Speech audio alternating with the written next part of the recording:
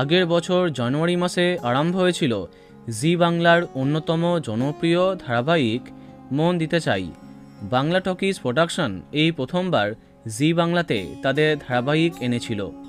বলা বাহুল্য, আরম্ভ হবার পর থেকে খুবই জনপ্রিয় হয়ে ওঠে মন দিতে চাই। অসংখ্যবার প্রতিপক্ষকে পরাস্ত করে স্লট দখল করেছে, কিন্তু তিতির সাম্রাজ্যের মিল হবার পর থেকে আর জমেনি গল্প।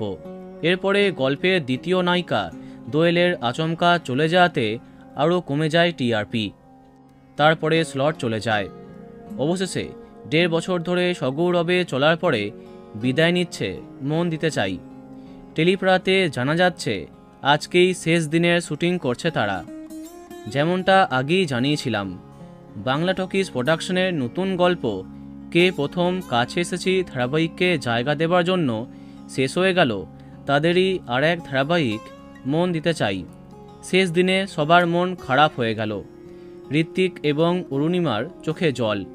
শেষ দিনে কেক কেটে একটু সেলিব্রেট করলেন তারা। শেষ হলো মন দিতে চাই।